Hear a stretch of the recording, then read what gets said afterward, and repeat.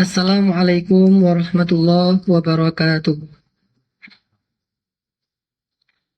Alhamdulillahirabbil alamin. Alhamdulillahilladzi habbaba ilal muslimin imana wa zayyanahu fi qulubihim wa karraha ilaihimul kufra wal fusuqa wal isyana wa ja'alahum minar rasyidin. Asyhadu an la ilaha illallah wahdahu la syarika lah, lahul mulk wa lahul hamdu, yuhyi wa yumitu wa huwa ala kulli syai'in qadir. Wa asyhadu anna Muhammadan abduhu wa rasuluhu la nabiyya ba'dah. Ikhwati fillah, marilah kita awali halaqah kita, dan hari ini juga kita akan membedah satu paragraf firman Allah Subhanahu wa taala yang ada di dalam surat Al-Ankabut surat 29. Saya akan baca mulai dari ayat 56. Surat Al-Ankabut surat 29 dimulai dari ayat 56.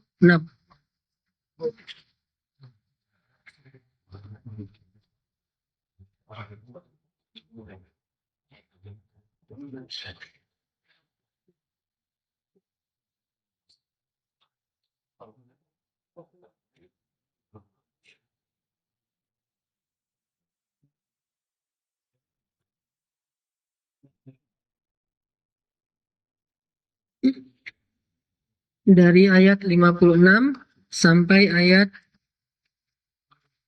60. A'udzu billahi minasy syaithanir rajim. Silakan.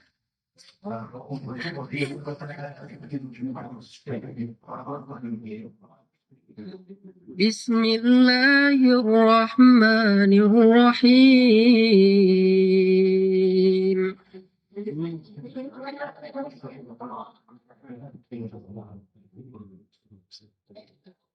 Ya ibadiyalladzina amanu inna ardi wasi'ah.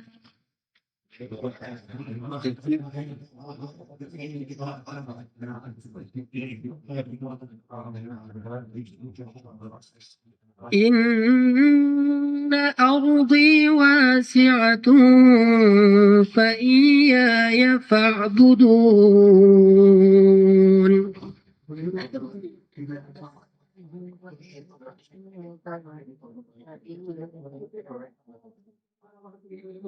Kullu nafsin dha'iqatul maut.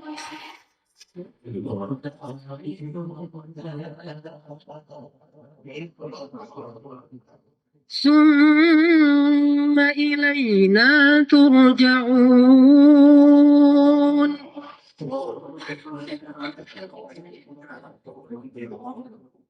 والذين آمنوا وعملوا الصالحات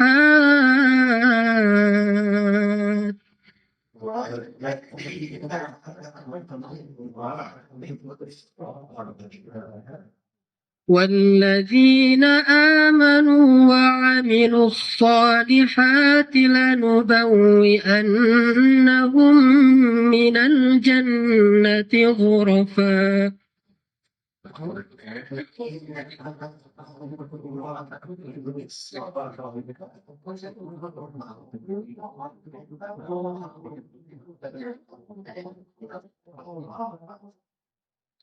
تجري من تحتها الأنهار خالدين فيها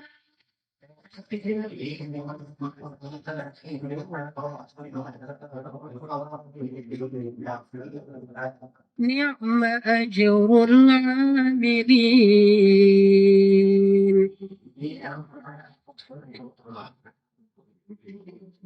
الذين صبروا وعلى ربهم يتوكلون.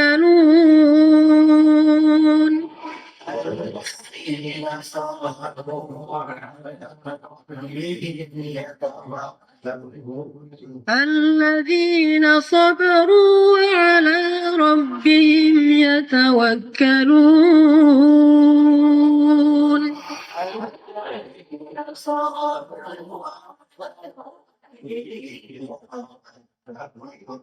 الذين صبروا وعلى ربهم يتوكلون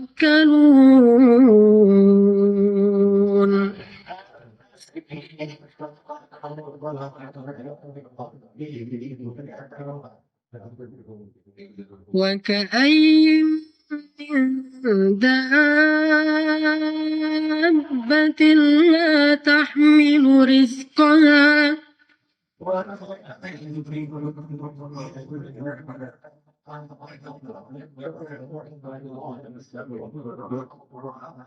الله يرزقها وإياكم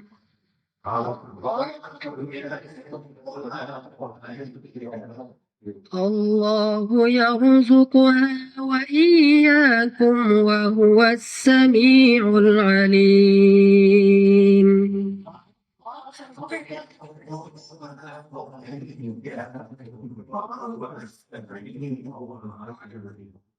الذين صبروا وعلى ربهم يتوكلون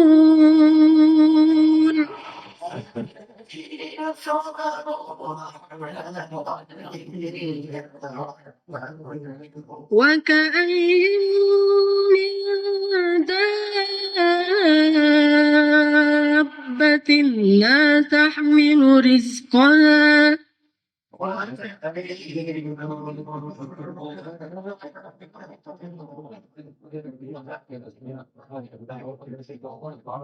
لا تحمل رزقها الله يرزقها وإياكم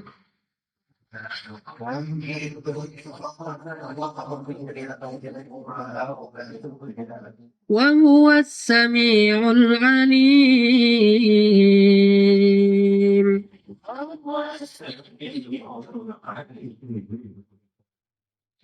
Wahai hamba-hambaku yang beriman, sungguh bumiku itu amatlah luas, maka beribadahlah kepadaku saja. Setiap yang bernyawa pasti akan merasakan kematian. Kemudian hanya kepada kami kamu dikembalikan.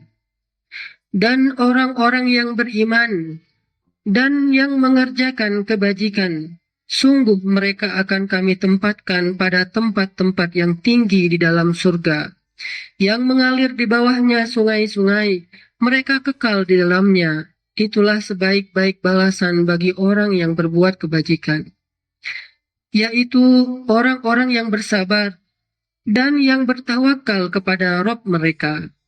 Dan berapa banyakkah makhluk bergerak yang bernyawa yang tidak dapat membawa atau mengurus rezekinya sendiri.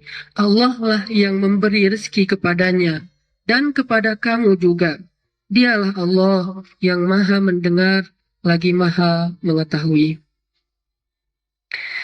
Ikhwati fillah, salah satu tanda orang yang beriman yang disebutkan di dalam paragraf ini adalah sabaru terus yatawakkalu. Orang-orang yang sabar dan orang-orang yang bertawakal. Hari ini kita akan belajar tentang tawakal sebagai salah satu bentuk belajar iman. Sebagaimana yang disampaikan oleh Abdullah ibnu Mas'ud, ta'allamnal iman qabla al-Quran. Kami belajar iman sebelum belajar membaca. Jadi kalau orang sekarang ditanya, apa ilmu pertama yang harus kita pelajari? Kata sebagian orang, ilmu membaca. Mana dalilnya? Kan ayat yang pertama turun, Iqra. Padahal itu satu kalimat dari ayat yang pertama turun. Dan belum utuh. Sehingga Nabi SAW bertanya, Ma ana biqari? Iqra, ma ana biqari? Iqra bismi rabbikal ladzi khalaq. Apa yang disuruh baca? Asma, nama-nama Allah. Iqra bismi rabbika alladzi khalaq. Khalaqal insan min 'alaq. Iqra wa rabbukal akram. Alladzi 'allama bil qalam. 'Allamal insan ma lam ya'lam. Artinya, yang pertama sekali diajarkan kepada Nabi Muhammad bukan membaca titik, tetapi membaca nama Allah Subhanahu wa taala, baru titik. Kalau kita katakan membaca adalah ilmu pertama yang diajarkan kepada Nabi lalu titik, maka wajar jika yang dibaca pertama kali oleh seorang anak di sekolah adalah bukan nama Allah, tapi nama Budi. Ini Budi. Budi pergi ke sekolah atau ke pasar. Oh, udah beda kurikulum berarti. Kalau saya dulu ke sekolah. Ini Wati. Ini kakak Budi. Ini ayah Budi. Ini ibu Budi dan sebagainya. Kenapa? Karena Iqra titik. Padahal tidak titik di situ. Masih sambung. Sehingga ketika Nabi bertanya apa yang saya baca, dalam riwayat yang lain dikatakan, saya tidak bisa membaca, Allahu a'lam. Iqra bismi rabbikal ladzi khalaq. Jadi baca nama Rabbmu yang telah menciptakan. Jadi ilmu pertama yang diajarkan kepada Nabi, diajarkan kepada Anbiya, diajarkan kepada Rasul adalah ilmu akidah. Ilmu mengenal Allah, ilmu iman kalau kita sebut. Baru setelah itu mereka belajar ilmu-ilmu yang lain. Bismi rabbikal ladzi khalaq itu yang diajarkan pertama. Dan kalau kita membaca surat Luqman, ilmu yang pertama kali diajarkan Luqman kepada anaknya pun adalah ilmu tentang akidah. Janganlah kamu syirik kepada Allah, sesungguhnya syirik itu adalah kezaliman yang paling besar.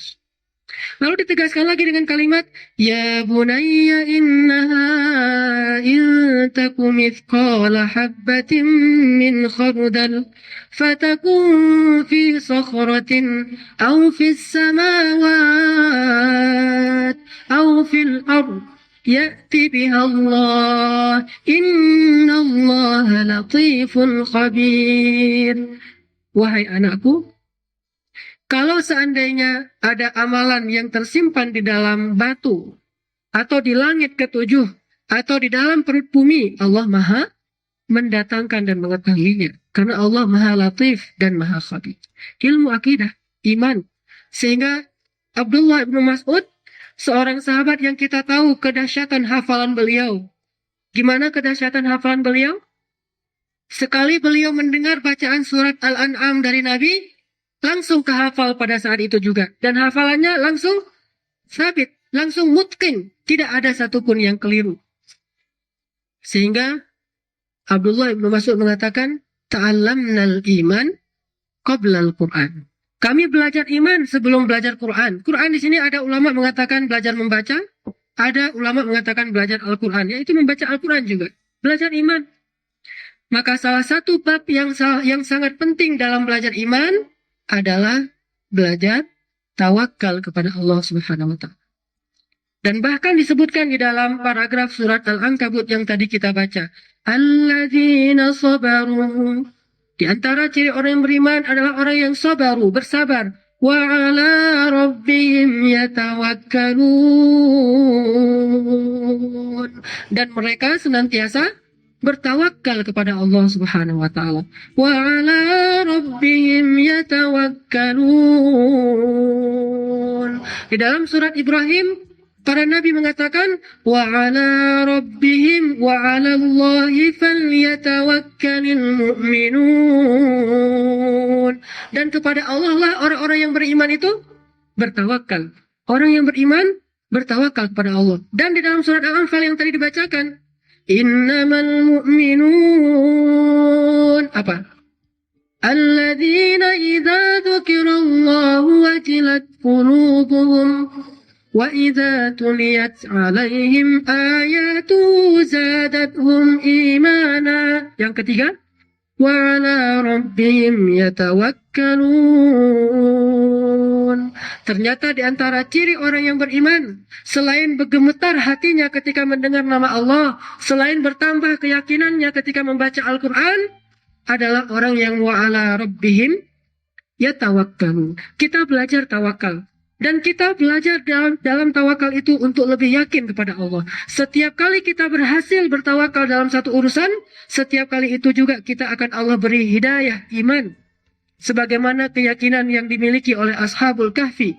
Kata Allah, Nahnu naqussu 'alaika naba'ahum bil haqq. Sekarang kami kisahkan kepada engkau kisah Ashabul Kahfi dengan sebenar-benarnya, tanpa ada sedikit pun penambahan atau pengurangan. Sebenar-benarnya, siapa mereka?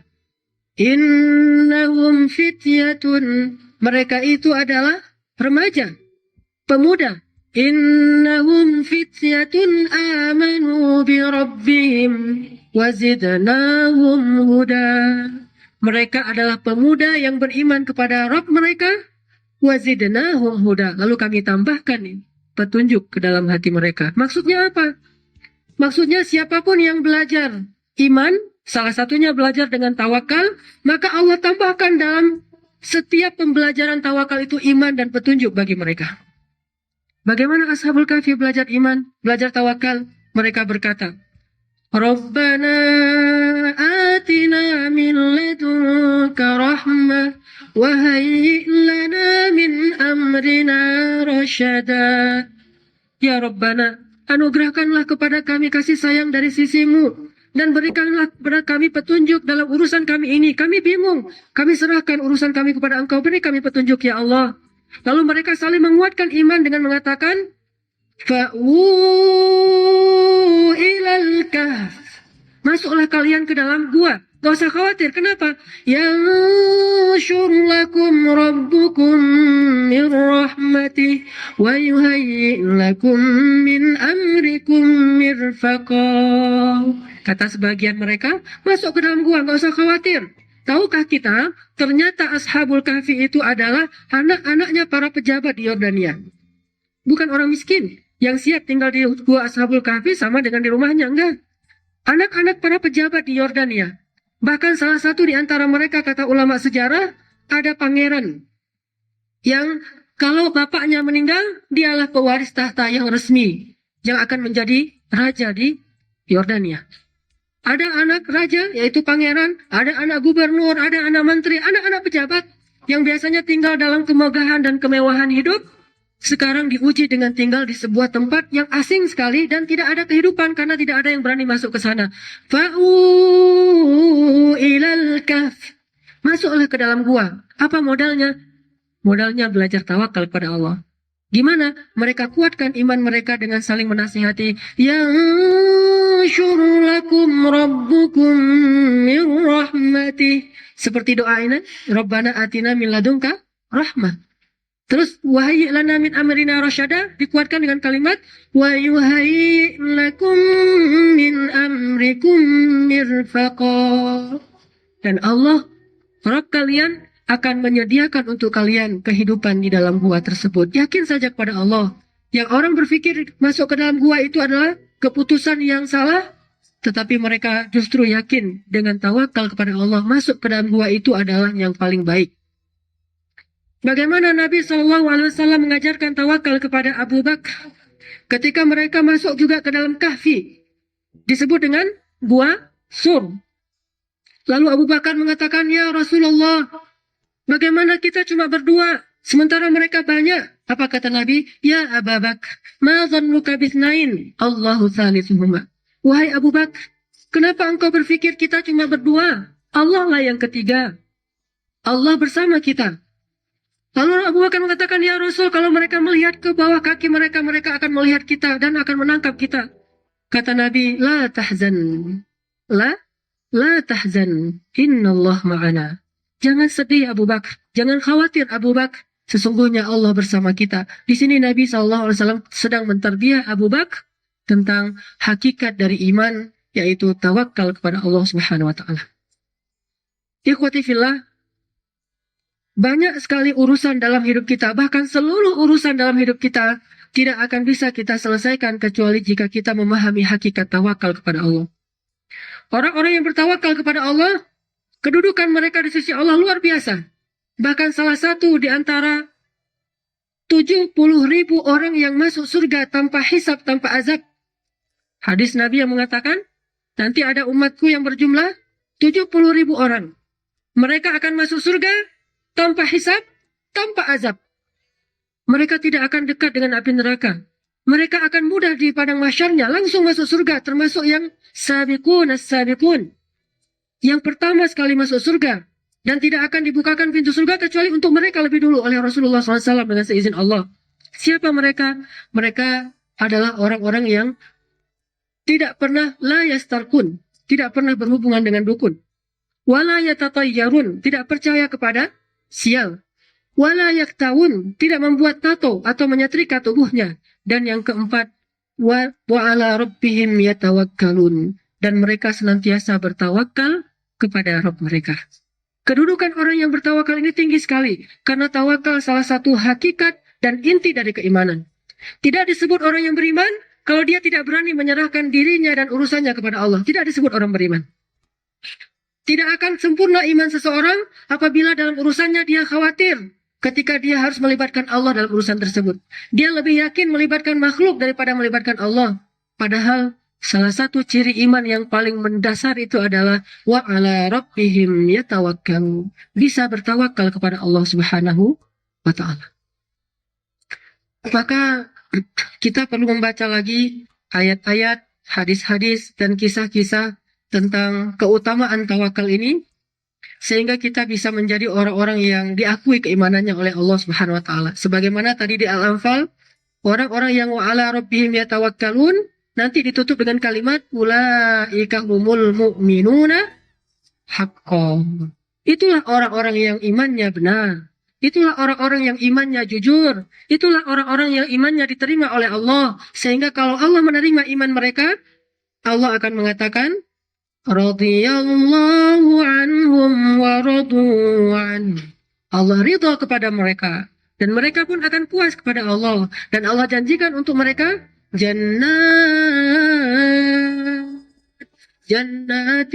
tajri min tahtihal anhar. Allah sediakan bagi mereka surga-surga. Maka kita belajar tawakal kembali.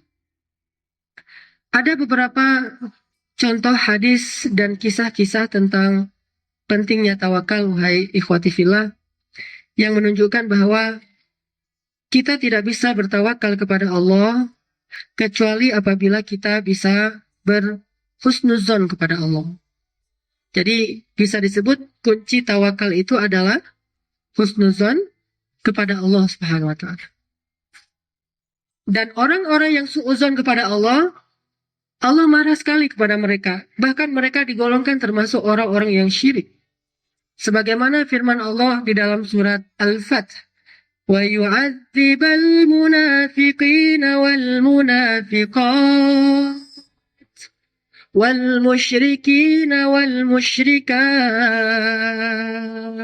adh-dhannina billahi dhanna as-saw'.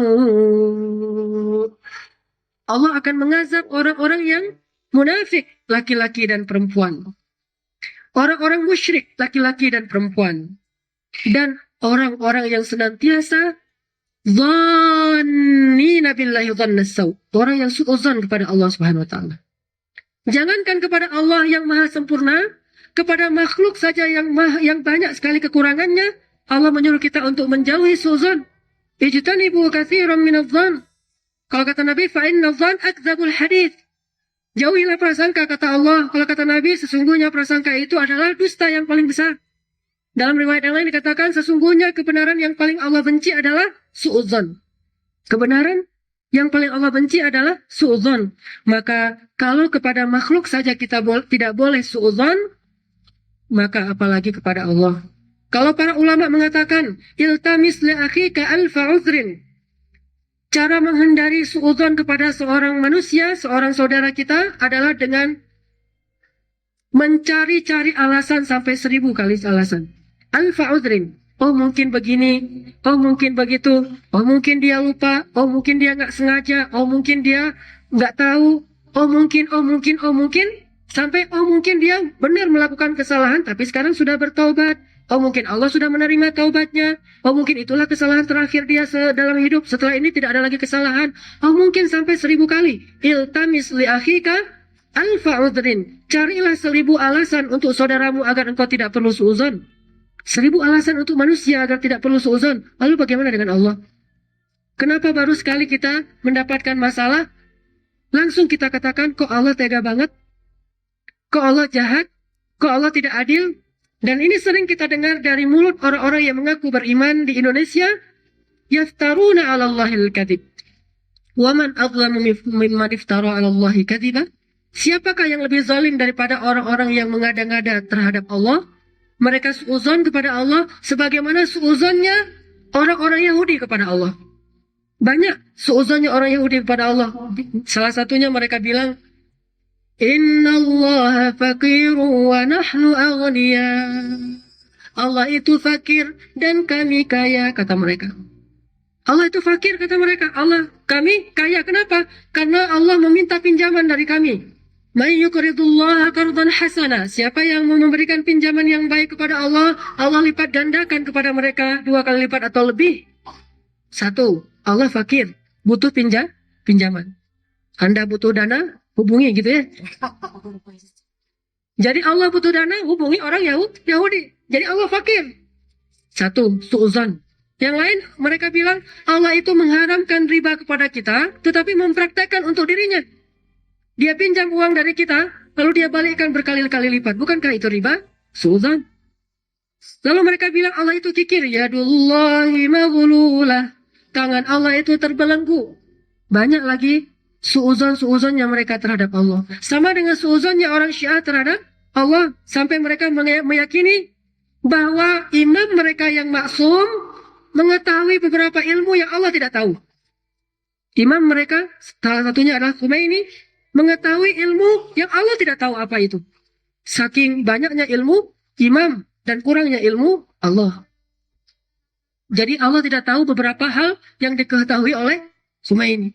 Salah satu yang tidak diketahui Allah, yang diketahui oleh imam mereka adalah masa depan. Imam mereka tahu masa depan. Lalu kita tanya, seandainya imam mereka tahu masa depan, kenapa imam mereka pergi ke tempat yang mereka akan dibunuh, seperti Imam Hasan?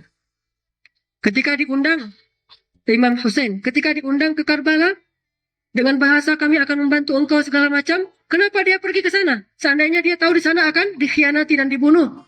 Beliau adalah manusia biasa, tetapi orang yang mulia, karena beliau sahabat Nabi, cucu Nabi, dan kita muliakan itu, tapi tidak lebih dari itu. Sampai ke tingkat bahwa beliau mengetahui apa yang tidak diketahui Allah. Ini suuzon pada Allah. Dan banyak lagi ucapan-ucapan, terutama dari orang-orang yang Yahudi, baik kita nonton di film-film. Banyak kan orang-orang Hollywood kalau ngomong itu, Tuhan selalu dijelek-jelekan. Tuhan cemburu, Tuhan sudah nggak ada di sini, Tuhan pun nggak bisa membela kamu, apa segala macam. Ini bahasa suudzon. Bagaimana akan tawakal kalau kita selalu berpikir negatif terhadap Allah? Syarat mutlak agar kita bisa tawakal kepada Allah, husnuzon. Husnuzon. Para sahabat hampir pernah husnuzon, walaupun mereka tidak husnuzon kepada Allah, tapi mulai ada zunun. Wa tadhunnuna billahi dzunun. Dan kalian mulai berpikir zon, prasangka yang macam-macam, tetapi tidak sampai kepada buruk, tidak. Cuma mulai ada bisikan-bisikan syaitan di dalam benak sahabat. Langsung Allah berikan pelajaran bagi mereka. Allah turunkan sakinah ke dalam hati mereka dengan pertolongan dari langit, malaikat, angin, berbagai macam mukjizat, sehingga mereka jadi yakin lagi kepada Allah. Tidak boleh seorang muslim raib atau syak kepada Allah. Kalau dia mulai raib atau ragu kepada Allah, maka tidak bisa dia menjadi mukmin dengan bertawakal kepada Allah. Innamal mu'minun.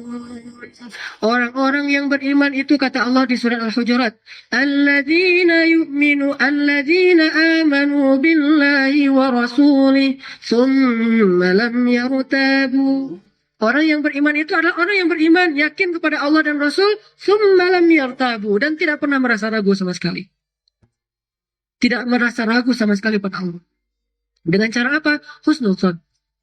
Dan para ulama menafsirkan kalimat tabarak di dalam awal surat Al-Mulk.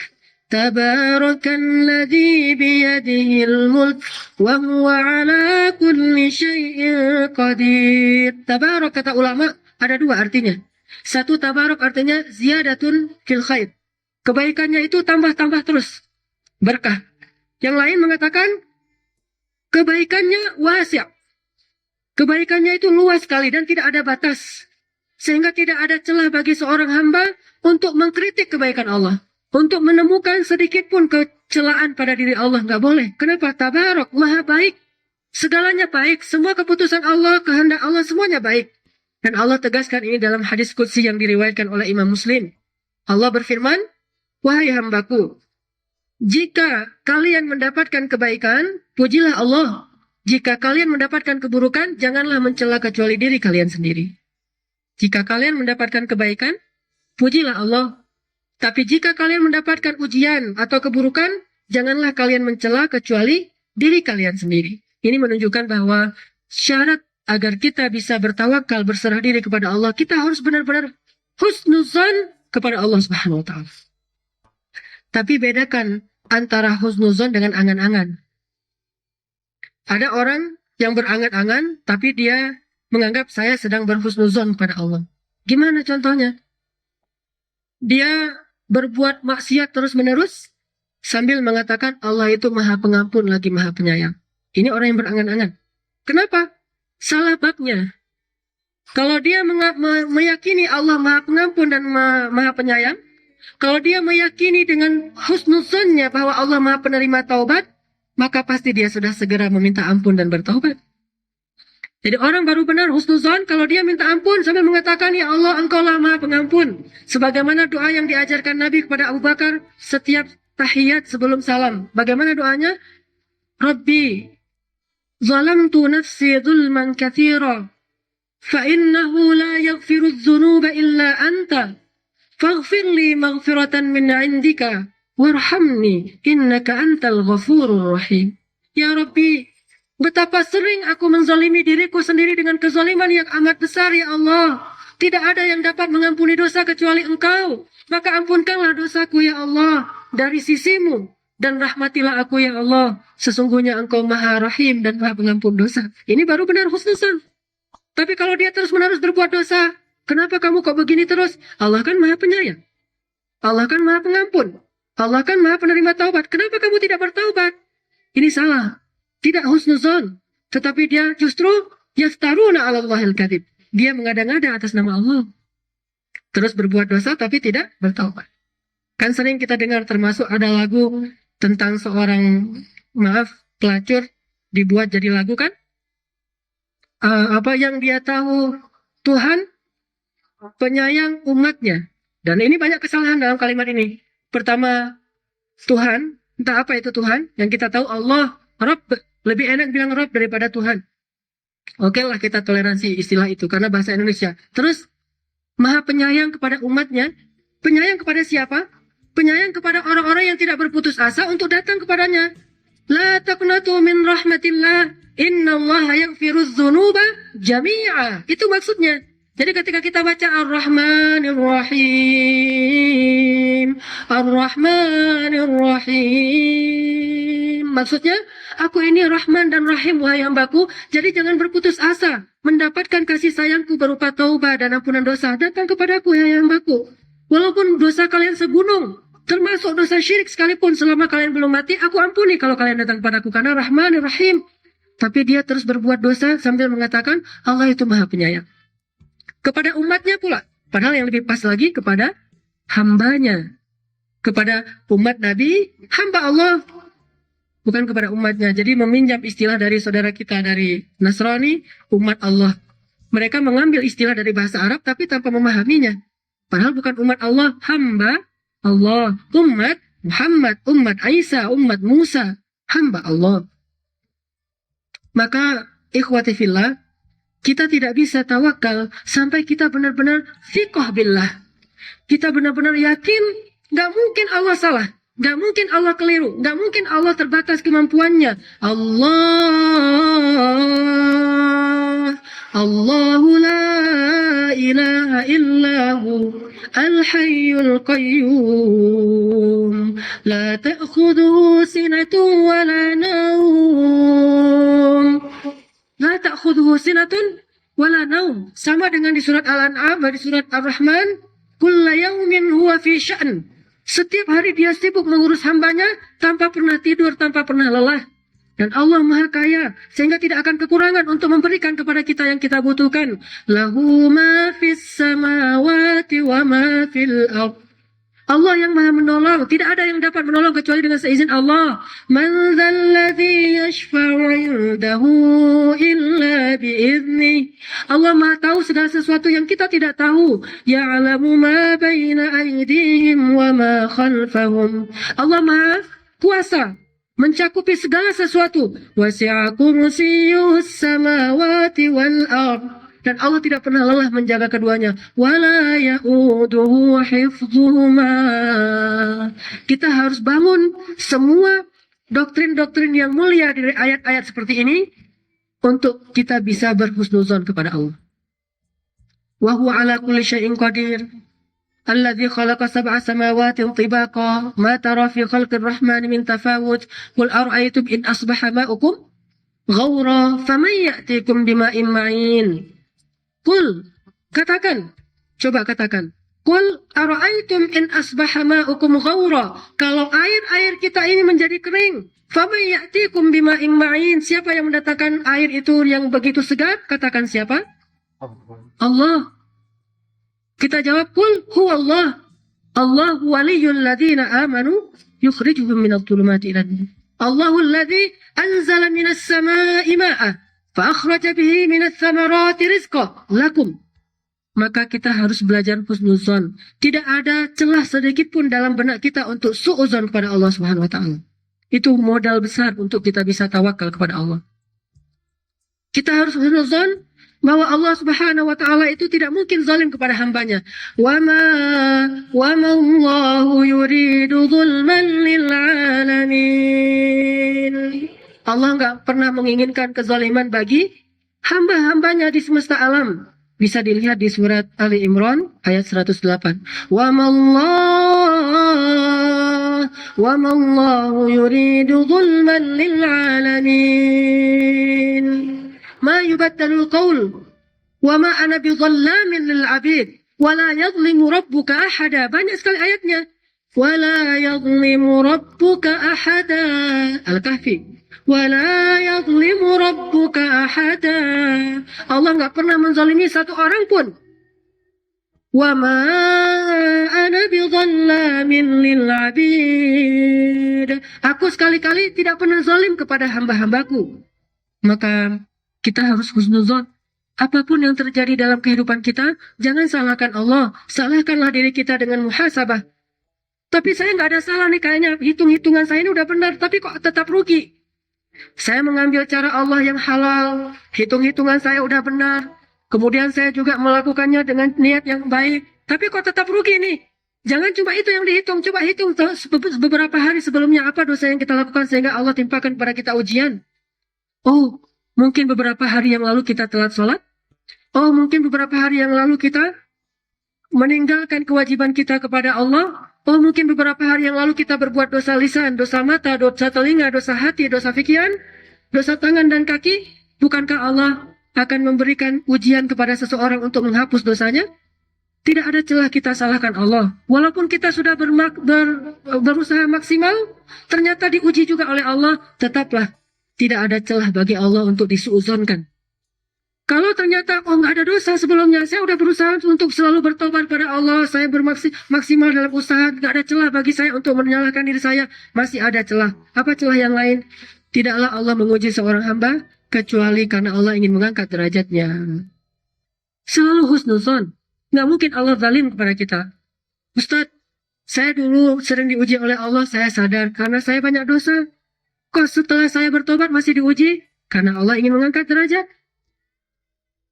Terus, tapi kok nggak selesai-selesai? Karena ingin ditinggikan terus derajatnya. Bukankah kata Nabi, orang yang paling banyak diuji di antara manusia itu para Nabi dan orang salih? Para Nabi, kemudian orang salih.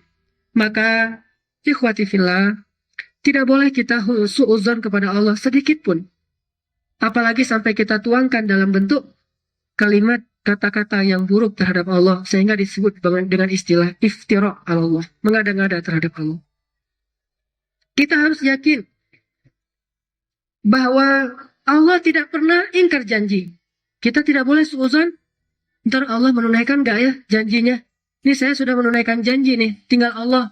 Sebaliknya, manusia yang sering ingkar janji. Udhkuru ni'matallahi alaikum atau udhkuru ni'mati allati an'amtu alaikum wa aufu bi'ahdi ufi bi'ahdikum. Tunaikan janji kalian, aku tunaikan janjiku. Kalau kita husnuzon kepada Allah, Allah akan seperti zon kita. Ana inda dhanni abdi.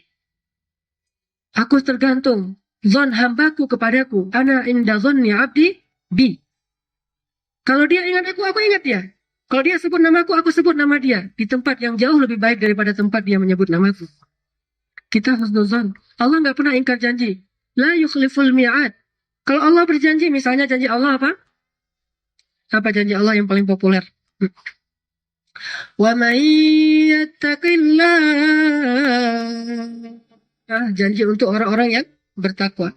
Wa man yattaqillaha yaj'al lahu makhraja wa yarzuqhu min haitsu la yahtasib. Wa man yatawakkal 'ala Allah wa man yatawakkal 'ala Allah fa huwa hasbuh. Siapa yang taat kepada Allah dan mengatakan sami'na wa ata'na, takwa, Allah beri dia jalan keluar. Itu janji Allah. Dengan husnuzonnya kita berani untuk tawakal dalam urusan kita dengan cara takwa. Allah pasti akan memberi jalan keluar. Oh, saya ikut aja. Karena saya husnuzon, Allah pasti akan memberikan jalan keluar. Dan gak mungkin saya suuzon, Allah akan melupakan saya. Wa yarzuqhu min haitsu la yahtasib. Bukan hanya jalan keluar. Setelah menemukan jalan keluar dari masalah kita, lalu Allah beri untung. Karena memang mengikuti jalan Allah itu ada ujiannya. Menjadi orang jujur ada ujiannya. Mengambil cara-cara yang benar ada ujiannya. Menjadi seorang muslim yang taat ada ujiannya. Lalu Allah beri jalan keluar dari ujian itu. Setelah Allah beri jalan keluar, nggak berhenti di situ. Allah yarzuqhu. Allah beri dia rezeki dari jalan yang bahkan dia tidak duga-duga sama sekali. Artinya apa? Kejutan. Kita harus yakin bahwa Allah sedang menyediakan sebuah kejutan kepada kita yang bertakwa. Jadi nggak usah khawatir bertakwa. Kalau senang dengan kejutan, maka bertakwalah kepada Allah. Allah punya kejutan yang banyak untuk kita. Min haitsu la yahtasib. Banyak kejutan-kejutan yang menunggu mereka. Mereka akan dikagetkan, akan mengatakan, Masya Allah, Subhanallah, kok bisa, kok bisa. La haula wa la quwata illa billah. Kejutan-kejutan yang luar biasa Allah berikan kepada orang-orang yang bertakwa. Kita harus yakin kepada janji Allah. Nggak mungkin Allah mengingkari janji. Allah katakan,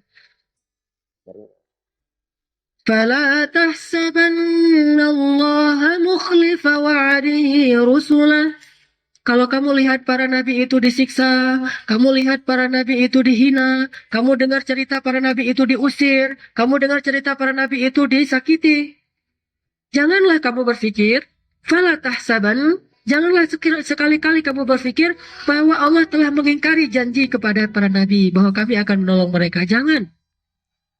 Tetapi berpikirlah bahwa segala sesuatu itu ada waktunya. Allah menolong, ada timingnya, ada waktunya. Kenapa Allah buat waktu? Allah ingin melihat kesabaran hamba-hambanya yang salih, dan sekaligus ingin memberikan tangguh untuk orang-orang yang jahat agar mereka bisa bertaubat.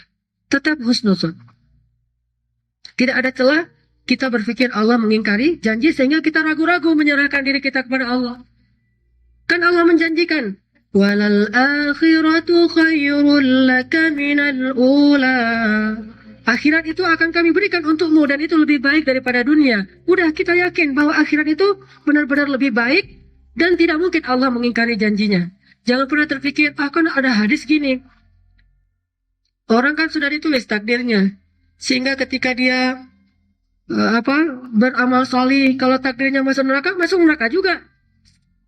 Atau kalau dia beramal toli, dia berbuat jahat, kalau takdirnya masuk surga, ya masuk surga juga. Ini suuzon kepada Allah.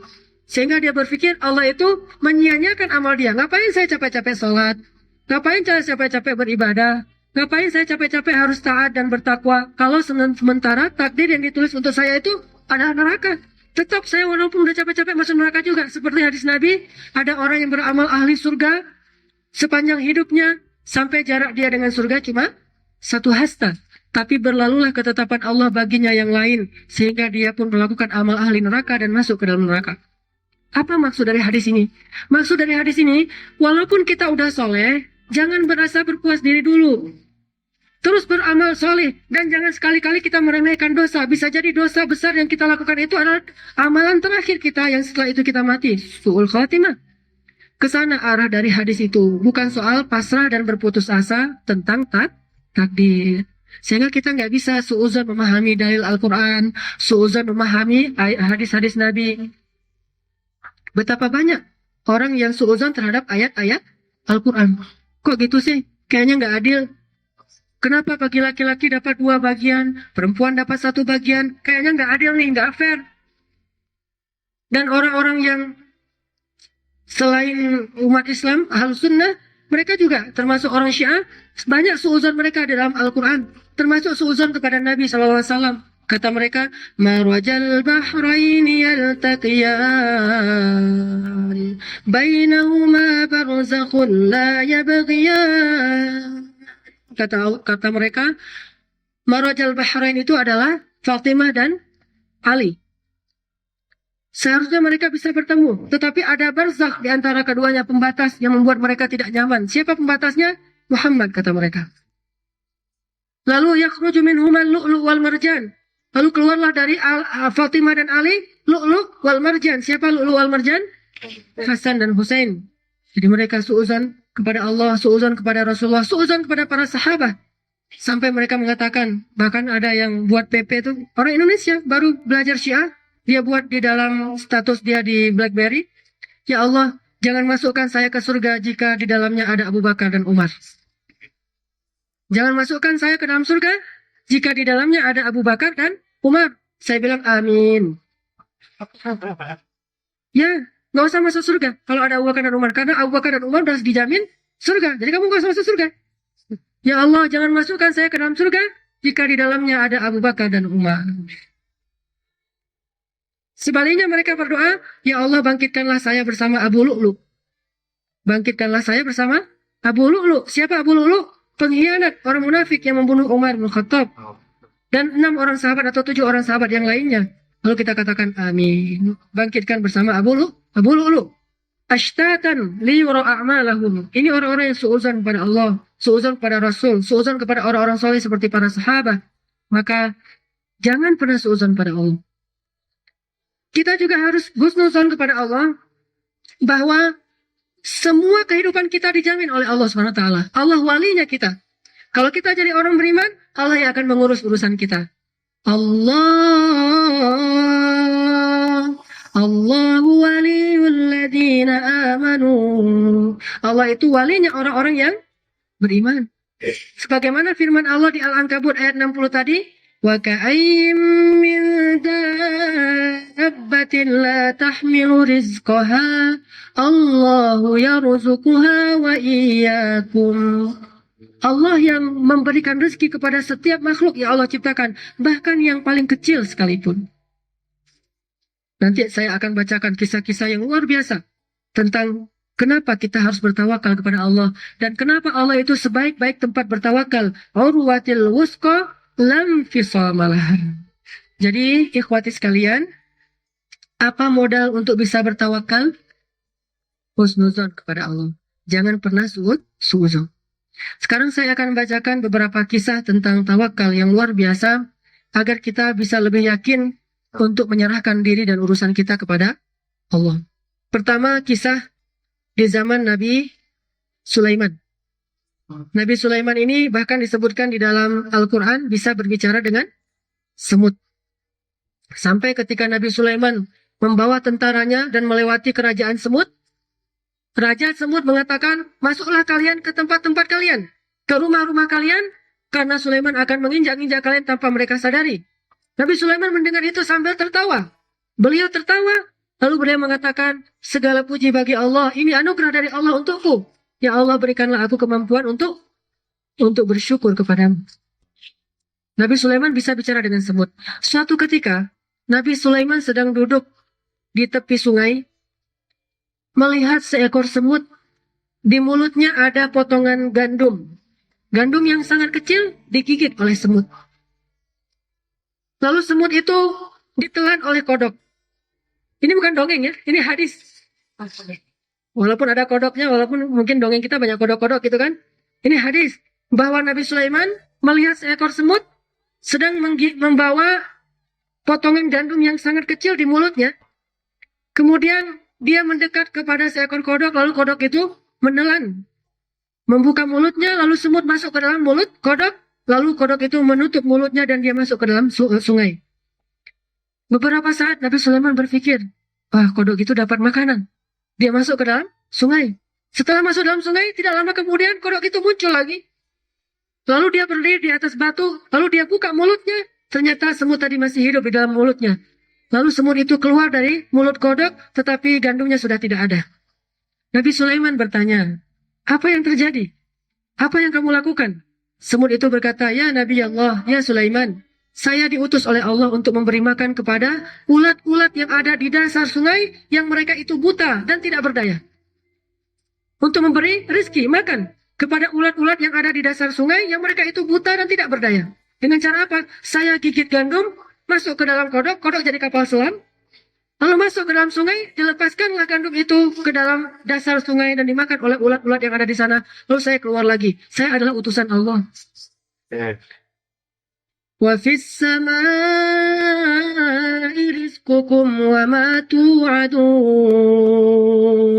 Dari langitlah datangnya rizki kalian, wahai makhluk. Dari langit ini bisa berarti hujan, itu syariat. Dan bisa berarti memang dari Allah, itu hakikat. Dari Allah lah datangnya rizki kalian. Wa ka'ayyin min dabbatin la tahmilu rizqaha. Betapa banyak hewan-hewan yang makanannya aja dia nggak sanggup bawa. Kayak ulat tadi tuh, nggak sanggup bawa makanan. Dia nunggu aja tuh, nggak bisa berbuat apa-apa. Bukannya nggak mau bekerja, tapi emang nggak mampu bekerja. Dia nunggu aja di dalam sungai. Mudah-mudahan ada semut masuk. Mudah-mudahan ada semut masuk. Allah utus semut, wahai semut, bawalah gandum ini kepada mereka. Biar mereka satu gandum kecil itu dimakan rame-rame, itu bisa jadi kenduri itu, bisa jadi walimah. Yang bawa semut. Makanya kata Allah, betapa banyak dapatin. Dapah itu hewan yang melata dan biasanya menunjukkan ketidakberdayaan. Betapa banyak hewan-hewan yang tidak berdaya bahkan untuk membawa rezekinya sendiri, untuk mencari rezekinya sendiri. Allahu yarzuquha. Allah memberi dia rezeki. Dan kalian juga demikian. Wa iyyakum ayyuhal mu'minun. Kalian juga demikian. Jangan berpikir bahwa kalian itu tidak punya pemberi rezeki. Jangan berpikir tangan kalian yang membawa rezeki, mulut kalian membawa rezeki, pikiran kalian bukan. Itu hanya asbab saja supaya kalian berusaha. Tetapi hakikatnya Allah yarzuqukum. Wa fis samaa'i rizqukum wa ma tu'adun. Alam yajidaka yatiman wa wajadaka dhallan wa wajadaka a'ilan fa'aghna. Semut di zaman Nabi Sulaiman. Ada kisah lain yang luar biasa juga. Kisah tentang seorang janda di zaman Nabi Daud. Ada seorang janda punya 4 orang putri. Suaminya miskin sehingga ketika suaminya meninggal dia tidak punya warisan apa-apa. Janda ini menjadi single parent. Dia menafkahi anak-anaknya dan tidak ada orang yang memberi bantuan untuk dia. Pekerjaannya menenun kain. Dia buat kain tenun, kemudian dia jual. Suatu ketika seorang janda ini datang kepada Nabi Daud bertanya, ya Nabi Allah Daud, apakah Allah itu benar-benar adil? Nabi Daud kaget. Ya amat Allah, wahai ibu, kenapa engkau berbicara demikian? Pastilah Allah Maha Adil. Kata ibu itu, kalau Allah Maha Adil, kenapa Allah membiarkan saya terlantar dan kemudian Allah mencabut rezeki dari saya yang cuma sedikit? Apa yang terjadi ya amat Allah? Kata ibu itu, saya punya 4 orang anak putri. Semuanya masih belum menikah. Masih dalam tanggungan saya. Saya mencari kerja, gak ada yang dapat. Selain saya menenun kain di rumah, agar saya bisa menjual dan mengiritnya untuk memberi nafkah kepada putri-putri saya. Suatu hari, setelah selesai saya menenun kain, udah siap dijual. Lalu saya bungkus kain itu di sebuah kain. Kalau bahasa kita gembol. Untuk mengikat, untuk jadi tas gitu ya. Saya bungkus kain tenun itu dalam sebuah gembolan. Apa bahasa yang lebih enak? Ya udah gembolan. Saya taruh di dalam gembolan. Tiba-tiba datang seekor burung menyambar gembolan itu dan dia bawa pergi. Sehingga saya tidak bisa menjual kain itu untuk memberi nafkah kepada anak-anak saya. Allah kok begitu banget sama saya, kata dia. Belum selesai pembicaraan mereka, datanglah beberapa orang laki-laki, 10 orang laki-laki. Nelayan datang kepada Nabi Daud. Ya Nabi Allah, kami ingin memberikan nazar kami berupa 1000 dinar. Dan serahkanlah nazar ini, sedekah ini kepada orang yang paling berhak dan paling membutuhkan saat ini. 1000 dinar. Berapa satu dinar? 2,7 juta. Ya sekitar 2,7 juta. Kali 1000 berapa? 2,7 miliar. 2,7 miliar. Ini bukan sedekah sedikit nih. Nelayan. Kok nelayan bisa 2,7 miliar? Ya Nabi Allah, kami ingin bersedekah dengan 1000 dinar. Dan serahkanlah kepada orang yang paling membutuhkan. Nabi Daud terkagum-kagum. Nelayan sedekahnya 1000 dinar.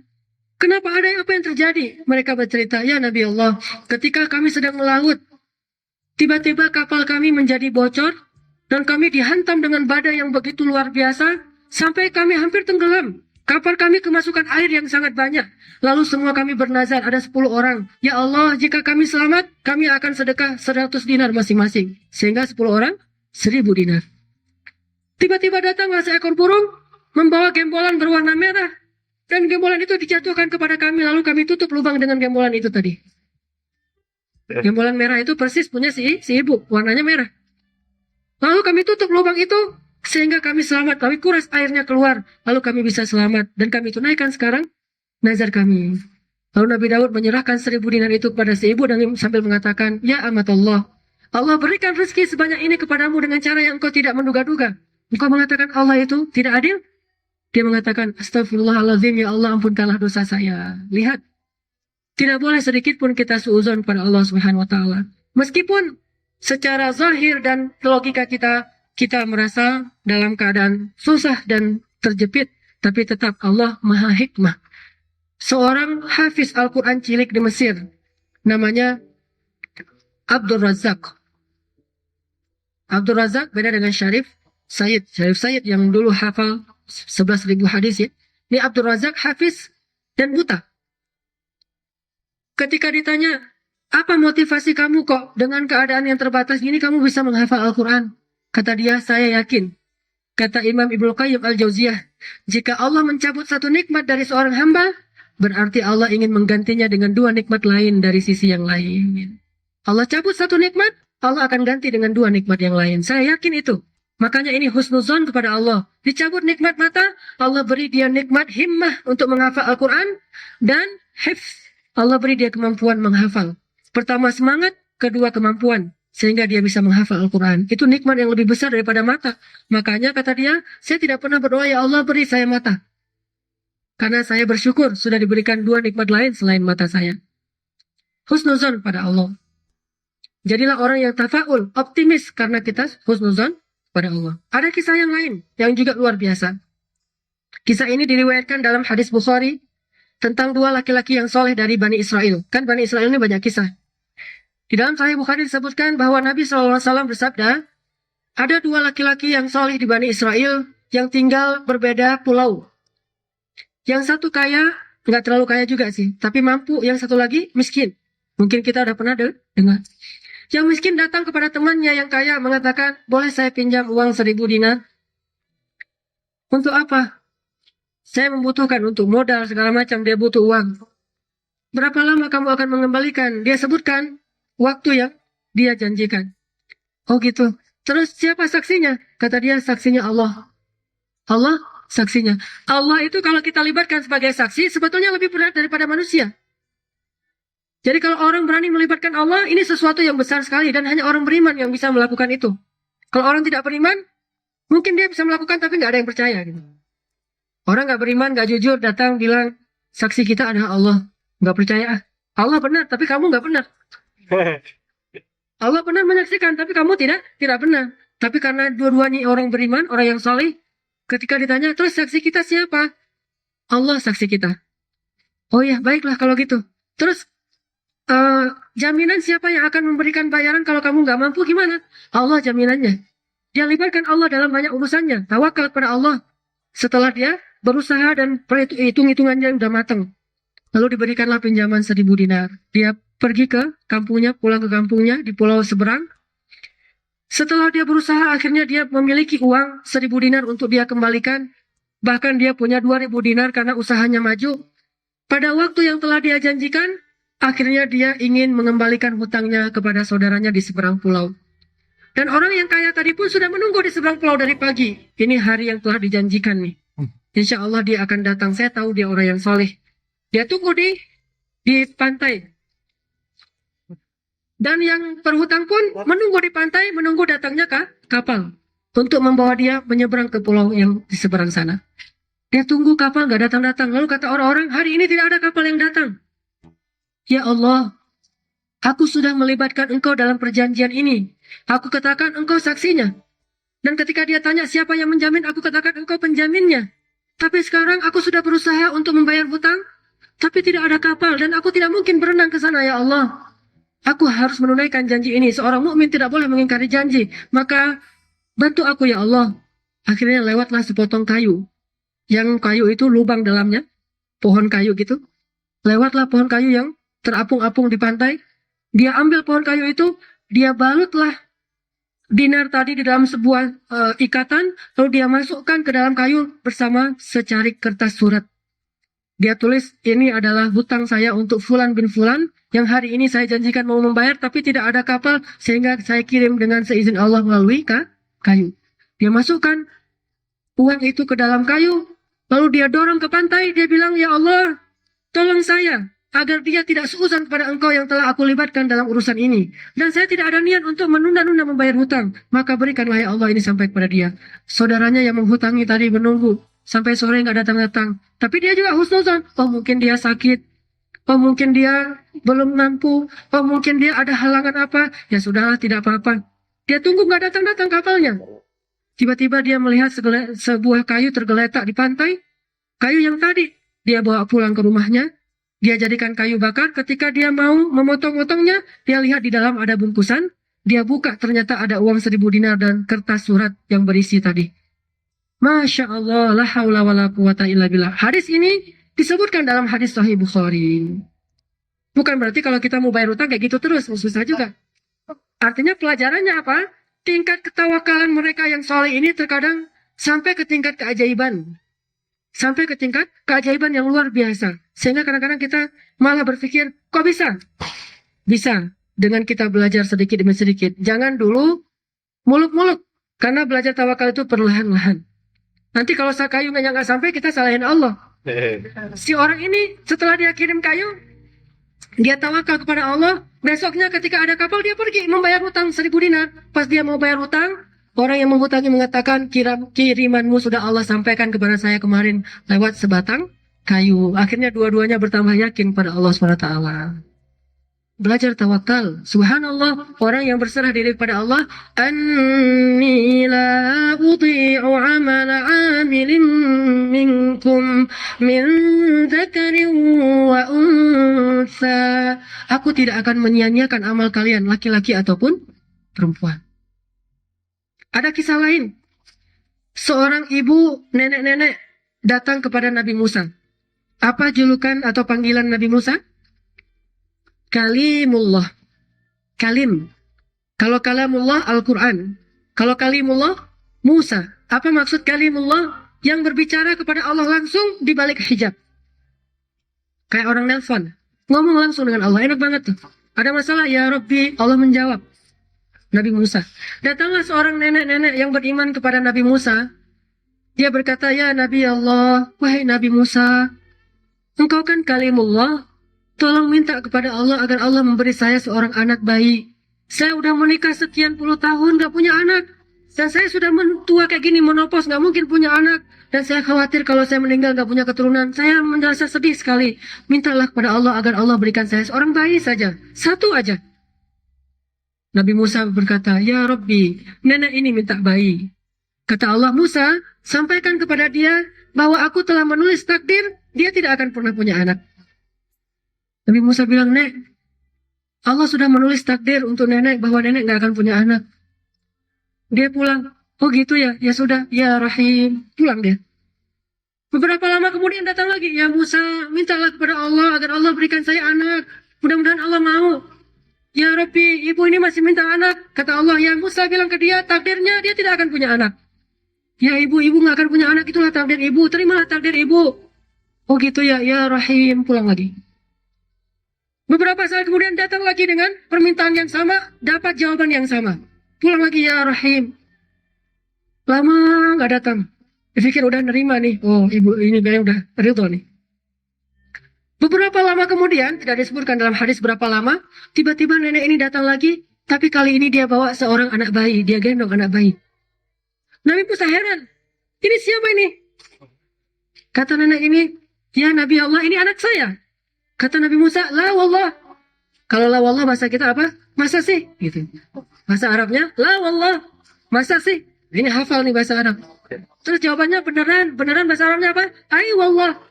Jadi la wallah kata Nabi Musa, ay wallah ini anak saya. Kata Nabi Musa, ini anak angkat atau anak kandung? Gimana ceritanya kan?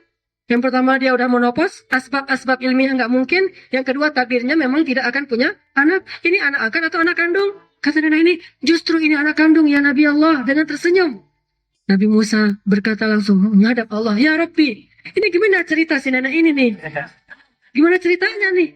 Ini mah bahasa saya. Gimana ya Allah?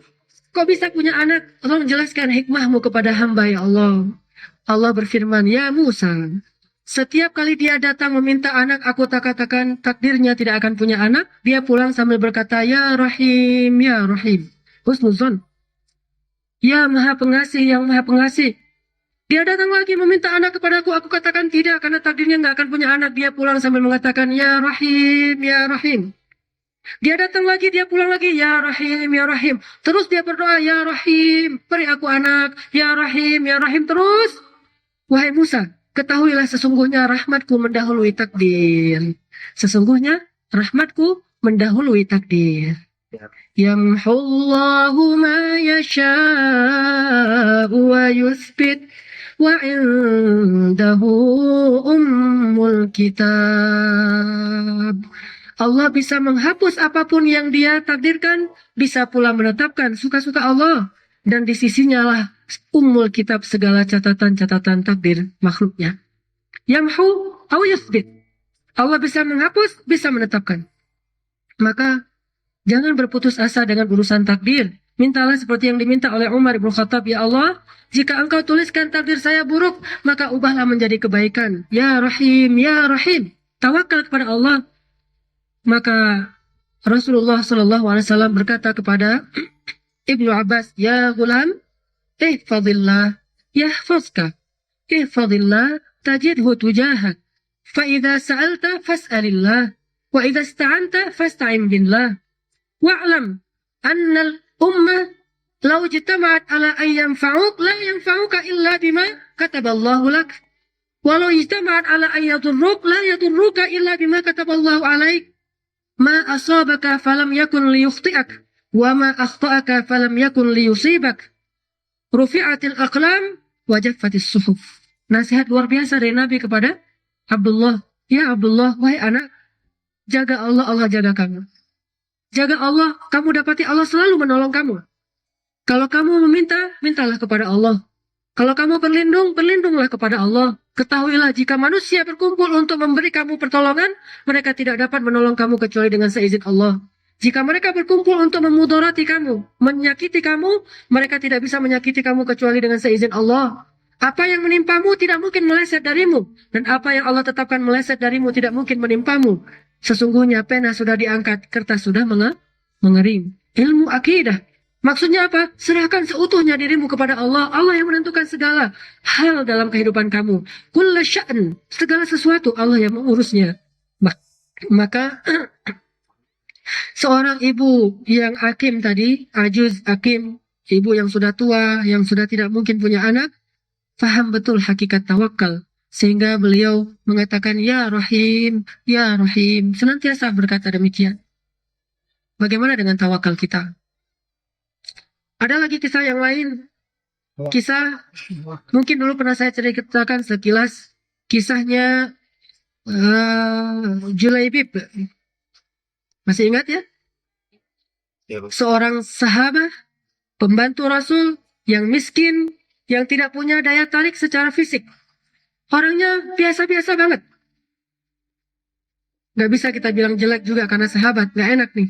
Saya gak berani bilang sahabat jelek, biasa saja, tidak punya daya tarik. Bahkan ketika beliau ingin meminang seorang perempuan, tidak ada yang mau menjadi istrinya. Jangankan orang merdeka, budak saja tidak mau jadi istrinya Julaibib.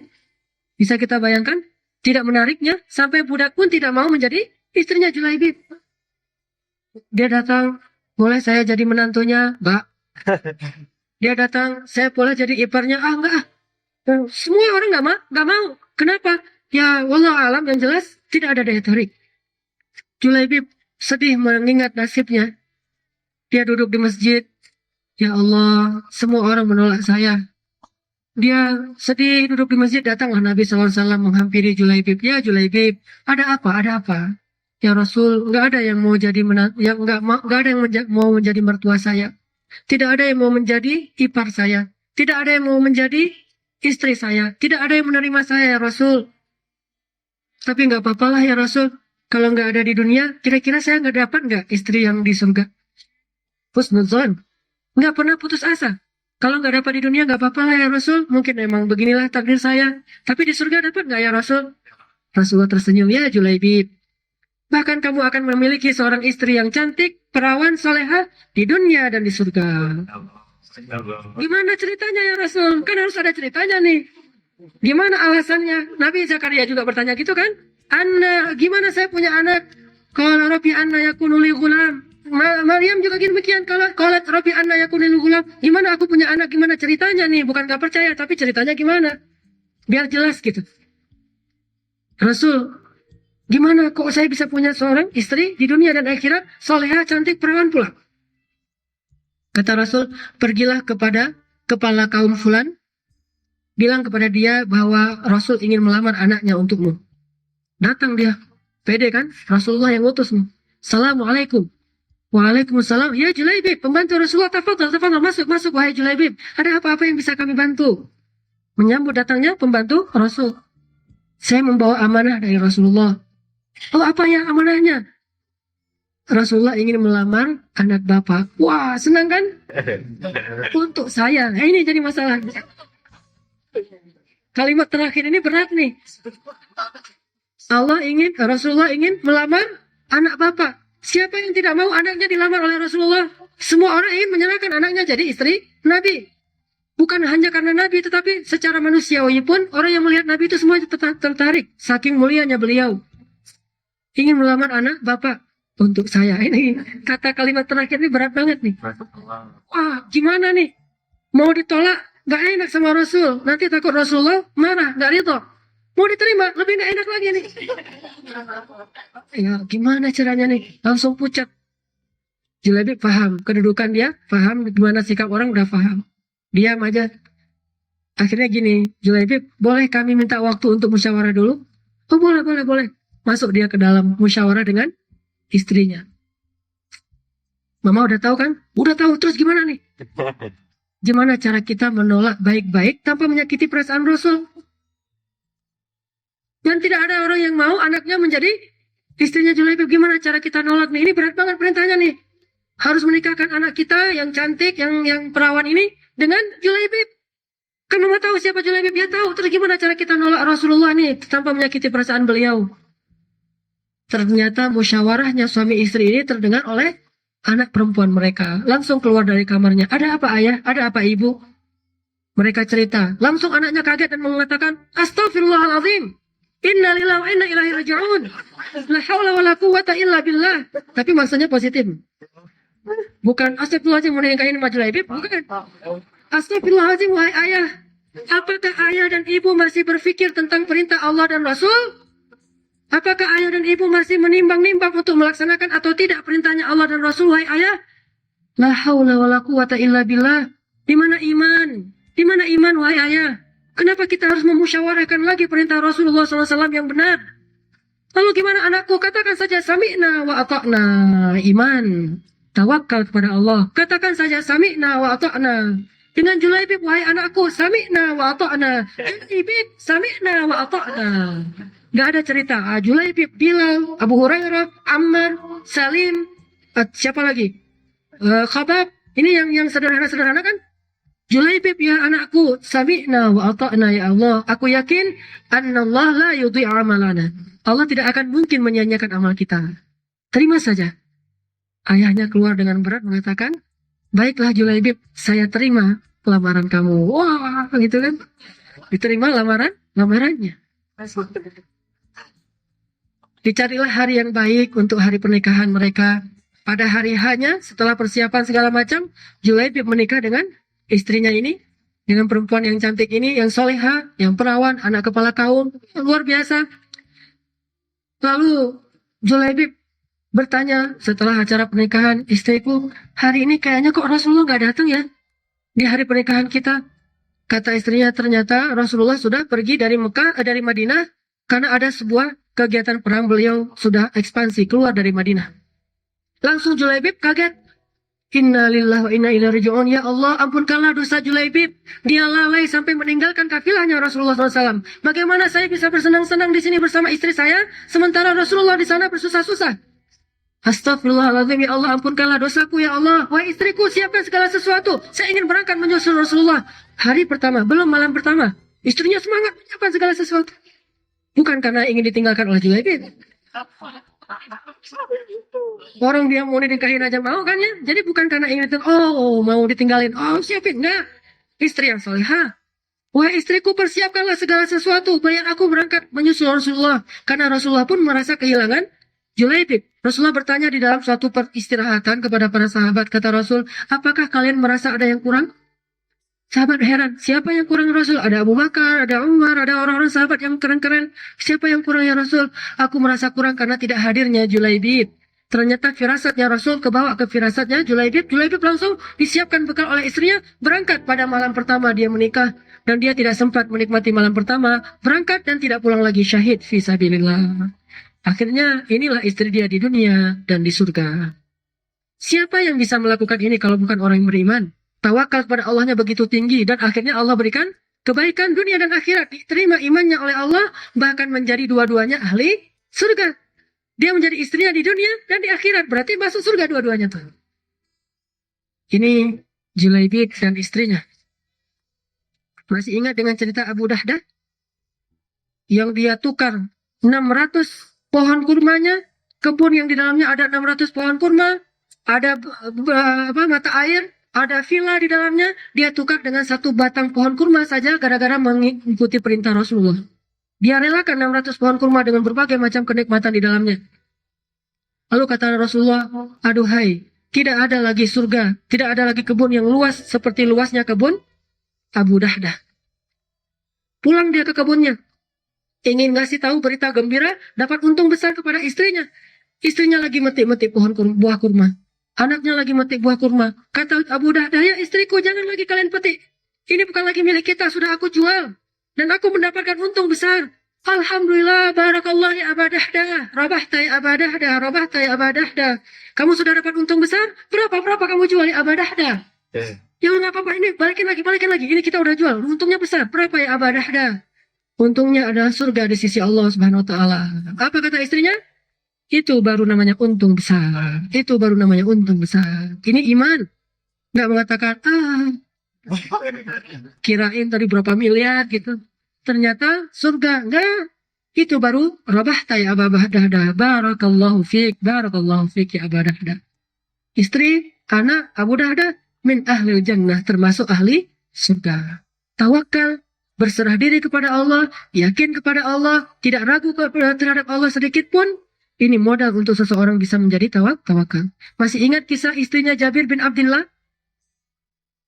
Dalam peristiwa menggali parit Khandak, ratusan para sahabat menggali parit Khandak dalam waktu hanya sekitar 16 hari saja.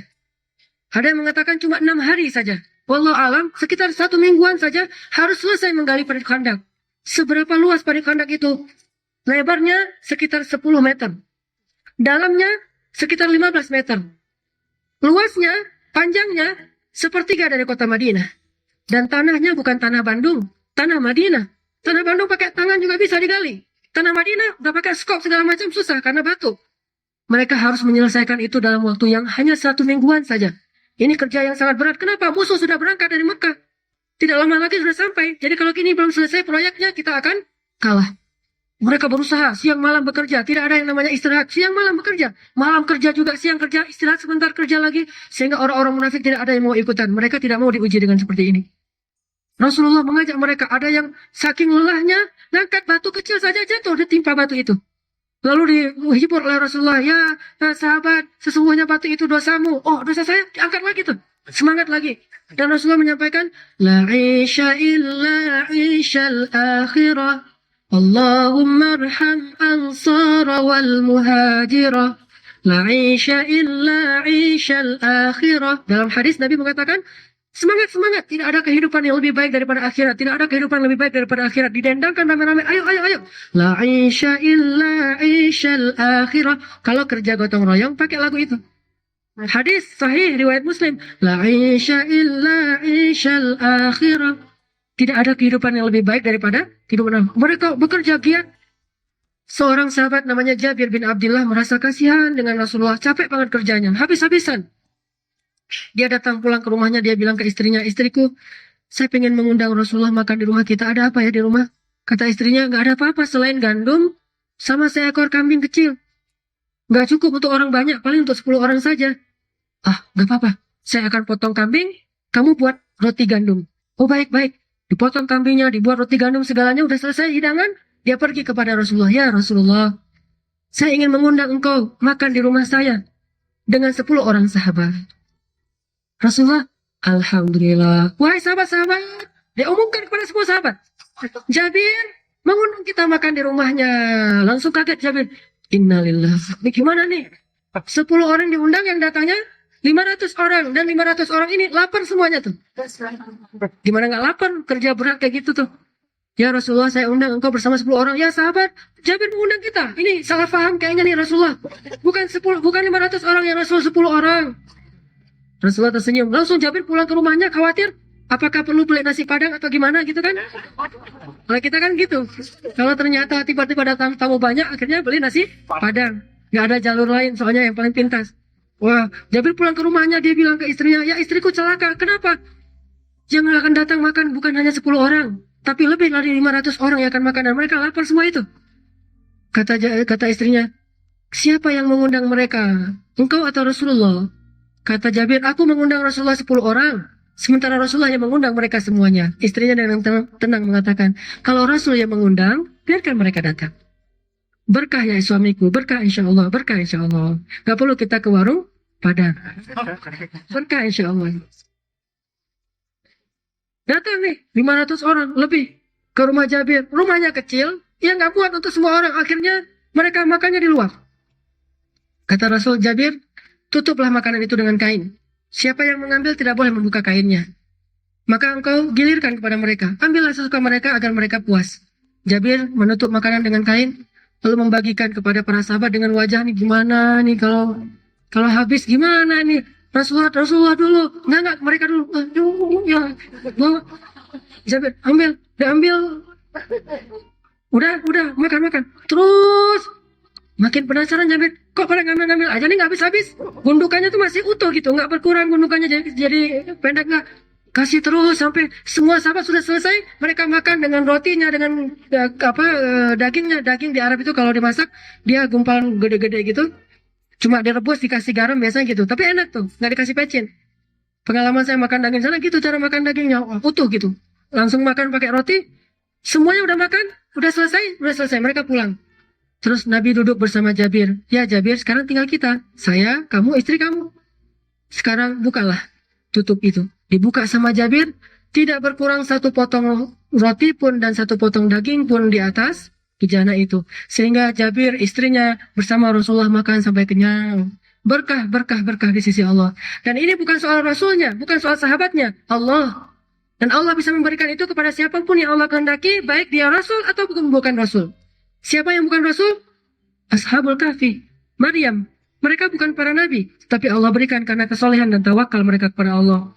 Bahkan Allah membuktikan banyak sekali bukti-bukti bahwa Allah mampu menjadi wakil kita dalam mengurus kita. dalam banyak urusan, termasuk cerita di dalam surat Al-Qasas, surat 28 ayat 7, nanti silakan baca sendiri di rumah. Kisah siapa? Ibu Musa, Ummu Musa. Lemparkan dia ke dalam sungai. Kami akan mengembalikan dia. Jangan khawatir, jangan sedih wahai Ibu Musa. Kami benar-benar akan mengembalikan. Inna rad. Kami benar-benar akan mengembalikan dia. Nah, Ibu Musa, seorang perempuan yang bukan perempuan biasa, punya anak dua-duanya Nabi. Siapa perempuan yang bisa punya anak dua-duanya Nabi? Harun dan Musa. Kita punya anak dua-duanya Hafiz aja luar biasa tuh. Anak pertama Hafiz, anak kedua Hafiz. Atau anak pertama Syekhul Azhar, anak kedua Syekh Universitas Madinah. Dua-duanya Grandmaster. Atau anak pertama Presiden, anak kedua Wakil Presiden. Kan hebat banget nih ibu. Ini ibu punya anak, satu Nabi Harun, satu Nabi Musa. Baca tuh kisah perempuan yang luar biasa, tawakalnya kepada Allah. Maka masih banyak lagi kisah-kisah lain tentang tawakal, sehingga membuat kita semakin yakin. Belajar iman. Dalam tawakal itu nanti kita belajar iman, menemukan bukti kebesaran Allah Subhanahu wa taala, sehingga dengan itu kita menjadi lebih yakin kepada Allah Subhanahu wa taala. Mudah-mudahan ini bermanfaat. Mungkin saya serahkan lagi, apakah mau ada tanya jawab atau langsung ditutup? Barakallahu li wa lakum. Assalamualaikum Ustadz. Saya mau tanya, kebetulan Jumat malam Sabtu kemarin itu ayah saya kena gangguan jin ya Ustadz. Saya nggak terlalu gimana ya. Jadi ceritanya itu jam 11 malam itu tiba-tiba ayah saya matanya nggak bisa melihat, katanya bengkak gitu, sakit gitu. Terus lama-lama nggak bisa nafas gitu katanya. Terus ya, dia itu ngerasa semua badannya itu panas. Terus dari situ saya tuh yakin sebenarnya kalau gangguan jin itu kan bisa apa ya? Bisa kalau dibacain surat itu kan akan hilang dengan sendirinya gitu ya. Cuman waktu itu tuh saya panik banget karena ngelihat ayah saya tuh mondar-mandir terus di ruang tengah sampai sampai nggak bisa bersuara akhirnya dan hanya mondar-mandir terus gitu. Saya tuh akhirnya karena panik dan bingung juga saya bawa Al-Masurah tuh saya bacain itu gitu. Cuman waktu Al-Fatihah itu saya ngerasa nggak sanggup bacanya gitu karena udah pengen nangis, udah pengen segala macem lah gitu. Akhirnya saya tuh terus berusaha baca apa Al-Fatihah, terus ayat kursi, terus akhirnya sampai ke hasbi Allah itu yang hasbi Allah la ilaha illallah itu ya. Saya tuh akhirnya ngelihat ayah saya tuh berhenti, mondar mandirnya berhenti, terus lama-lama eh, nggak ngerasa sakit lagi dan tidur aja ayah saya tuh gitu. Terus saya jadi ngerasa sebenarnya saya tuh udah mencoba husnuzon gitu kepada Allah. Cuman prakteknya saya bingung gitu waktu itu sampai sekarang pun saya masih khawatir terjadi lagi ya Ustadz gitu. Nanti sebaiknya seperti apa gitu mungkin untuk mencegah dan pertolongan pertama apabila terjadi seperti itu lagi gitu Ustadz. Terima kasih. Pencegahannya, perhatikan di rumah ada hal-hal apa yang bisa menjadi tempat berlindungnya jin. Di antaranya gambar atau foto, kemudian patung, kemudian benda-benda yang mungkin termasuk jimat atau benda-benda yang dianggap keramat, mungkin pernah menyimpan keris atau menyimpan apa di rumah, termasuk gelang atau cincin atau apapun yang dipakai oleh ayah, itu semuanya disingkirkan. Bisa foto juga tempat berlindungnya jin, termasuk kalau ayah kukunya panjang, pendekkan kukunya, potong kukunya, karena salah satu tempat berlindungnya jin adalah di ujung-ujung kuku manusia. Kemudian perhatikan kembali makanan yang kita makan. Ada dua yang di situ perlu kita perhatikan. Satu, makanan itu harus kita yakini halalnya. Kedua, kalau sudah yakin halal, kita pastikan selalu membaca nama Allah setiap kali kita makan. Karena makanan yang haram akan dirasuki oleh syaitan. Mudah sekali untuk syaitan masuk ke dalam tubuh kita melalui makanan yang haram. Kalaupun halal, kalau kita tidak sebut nama Allah pun, syaitan akan masuk bersama makanan itu ke dalam tubuh kita. Jadi setiap mau makan, ingatkan untuk baca doa. Dan Nabi mencontohkan Bismillahirrahmanirrahim sebelum makan. Nanti Alhamdulillahilladzi at'amani hadza wa razaqanihi min ghairi haulin minni wala quwwah. Itu yang perlu kita hindari. Adapun SOS-nya atau keadaan daruratnya, bacakan surat Al-Fatihah, surat Al-Baqarah, surat terakhir, 3 surat terakhir, dengan keyakinan, dan tentunya kita yang membacakan juga adalah orang-orang yang mencoba untuk memperbaiki diri, solih, karena surat Al-Fatihah itu nama lainnya adalah Asy-Syafi, yang penyembuh atau menjadi penyembuh bagi berbagai macam penyakit. Kalau tidak berhasil, kalau udah saya baca Al-Fatihah nggak berhasil, banyak-banyak istighfar. Mungkin dosa-dosa kita lah yang membuat doa kita tidak mustajabah. Satu lagi, bacakan surat Al-Baqarah di dalam rumah kita.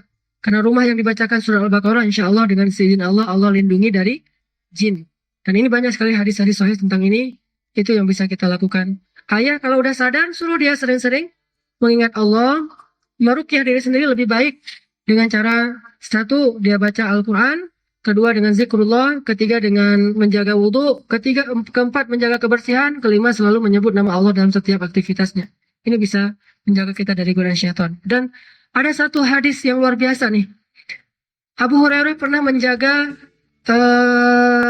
harta Baitul Mal di Masjid Nabawi. Malam-malam datang seorang kakek mencuri harta Baitul Mal. Lalu ditangkap oleh Abu Hurairah. Lalu kata Abu Hurairah, kakek, kenapa kakek mencuri? Kata kakek ini, wahai Abu Hurairah, maaf, anak saya kelaparan, saya tidak punya pekerjaan, jadi izinkan saya mengambil ini. Kakek, jangan diulangi lagi ya. Iya, pulang dia membawa harta itu. Besok datang lagi, nyuri lagi, ditangkap lagi sama Abu Hurairah. Apa? Kakek yang kemarin kok datang lagi itu? Saya udah nggak punya lagi apa-apa. Ini satu-satunya yang saya bisa lakukan. Ya sudah, besok jangan lagi ya. Ya, kalau besok lagi saya akan laporkan ke Rasul. Iya. Dia bawa pulang lagi. Besok datang lagi tuh orang, kakek yang sama. Dia nyuri lagi. Hari ini nggak boleh lagi kakek. Saya lepaskan. Akan saya adukan kepada Rasulullah. Kata kakek ini, jangan. Saya akan beritahu satu rahasia. Kalau kamu mau melepaskan saya. Apakah rahasianya? Wahai Abu Hurairah, saya adalah jin. Ternyata kakek ini adalah jin. Saya adalah jin ya Abu Hurairah. Kalau kamu mau melepaskan saya kasih tahu rahasia. Apa rahasianya? Kalau kamu datang ke tempat tidurmu, berwuduklah dan bacalah ayat kursi, sesungguhnya kami tidak bisa mengganggu kamu di atasnya. Lalu dilepaskanlah dia. Besoknya Abu Hurairah lapor kepada Rasulullah menceritakan kejadian ini, bahwa dia memberikan satu rahasia yaitu ayat kursi. Dan kita tahu selama ini bahwa syaitan itu selalu berdusta. Nabi mengatakan, wahai Abu Hurairah, ya Abahir, jin itu suka berdusta kecuali kali ini. Jin itu biasanya kalau bicara dusta, kecuali kali ini dia berkata benar.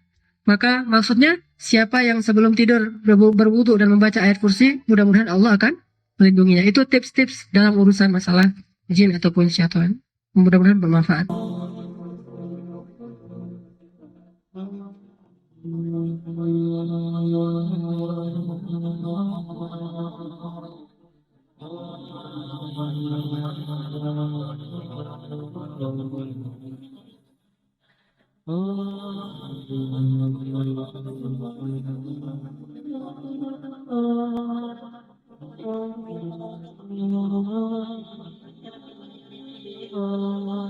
Orang nggak bakalan kecewa kalau bersandar kepada Allah. Itu nggak bakalan. Bahkan kita bisa bilang mustahil. Mustahil seseorang itu kecewa gara-gara berpegang, bersandar, menyerahkan dirinya kepada Allah. Itu mustahil. Bukan seperti itu sunnatullah. Karena siapapun yang berserah diri kepada Allah, maka dia telah berpegang kepada tali yang paling kokoh. وَمَنْ يُسْلِمْ وَجْهَهُ إِلَى اللَّهِ وَمَنْ يُسْلِمْ وَجْهَهُ إِلَى اللَّهِ وَهُوَ مُحْسِنٌ فَقَدِ اسْتَمْسَكَ بِالْعُرْوَةِ الْوُثْقَى وَإِلَى اللَّهِ عَاقِبَةُ الْأُمُورِ. Siapa yang menyerahkan dirinya kepada Allah dan dia senantiasa berbuat baik, maka sesungguhnya dia telah berpegang kepada tali yang paling kokoh dan kepada Allah segala urusan dikembalikan. Jadi nggak ada orang yang kecewa kalau dia berpegang kepada Allah. Masalah apapun, masalah rezeki, masalah jodoh, terutama yang kedua. Kalau kita bergantung kepada Allah dalam urusan jodoh, maka insya Allah kita nggak akan kecewa. Mak comblang yang paling baik itu adalah Allah. Kalau mak comblangnya ustadz, kadang-kadang ngecewain. Ustadz, ini CV saya. Oh ya, kriteria yang kamu cari seperti apa? Saya emang gak susah-susah Ustaz, standar-standar aja. Ya standar yang gimana? Yang tingginya 180, yang kulitnya bening, sampai kalau minum kelihatan airnya ngalir gitu, transparan.